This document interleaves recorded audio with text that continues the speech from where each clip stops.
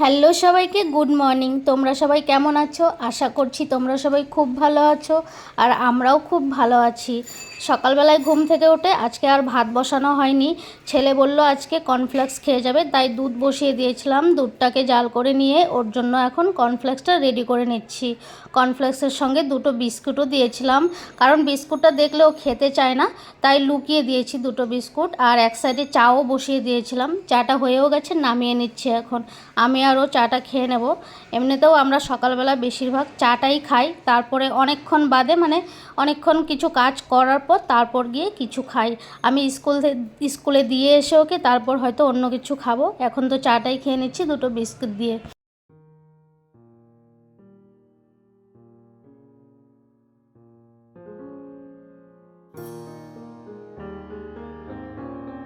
আজকে ছেলেকে স্কুলে দিয়ে আসার পথে 3টে টিপের পাতা নিয়ে এসেছিলাম। টিপের পাতা আমার শেষ হয়ে গেছিলো, আর এদিকে 12টার মতো বেজেই গেছে। রান্নাটাও বসিয়ে দিয়েছি। এখানে আলুগুলো ভাজা করে নিচ্ছিলাম। আলুটাকে একটু ভেজে নিয়ে সামান্য একটু মশলা করে নিয়েছি, আদা বাটা, লঙ্কা বাটা দিয়ে দেবো, জিরের গুঁড়ো, হলুদ, এগুলো দিয়েই করব। নিয়ে এসেছি বাজার থেকে মাছের ডিম, তাই আলুটাকে ভেজে নিয়ে একটু কষিয়ে নিচ্ছি। মাছের ডিমটাকে আমি আগেই ভাজা করে সাইড করে রেখেছি, দেরি হয়ে যায় না তো রান্না করতে। সব কিছু ভিডিওতে তো আর দেখাতে পারি না, এমনিও ফোনে চার্জ ছিল না, ওই সময়টা ভিডিও করা হয়নি। তারপর দেখো মশলাটাকে আলু দিয়ে কষিয়ে নিয়ে তারপর একটু ঝোল দিয়ে দিলাম, সামান্য একটু ঝোল দিচ্ছি। মাছের ডিমের রসা করব, আর এমনিতেও ডিম সেদ্ধ করে রেখেছি, ডিমের তরকারিও করব আমি।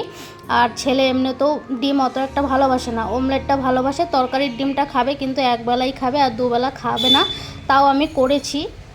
এখানে মাছের ডিমটা করেছি, মাছের ডিমটাও খায় আমি জানি।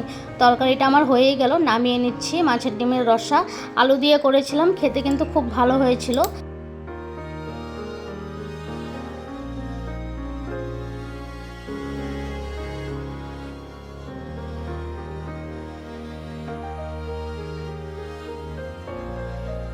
মাছের ডিমের রসাটা নামিয়ে রেখে সাইডে, তারপর এখানে দেখো ডিমগুলোও ভেজে নিয়েছি।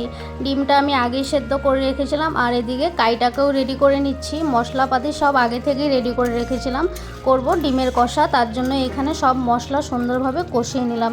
সামান্যই মশলা দিয়েছিলাম, দেখতে খুব বেশি লাগছে, কিন্তু মশলা আমি খুবই কম দিয়েছিলাম।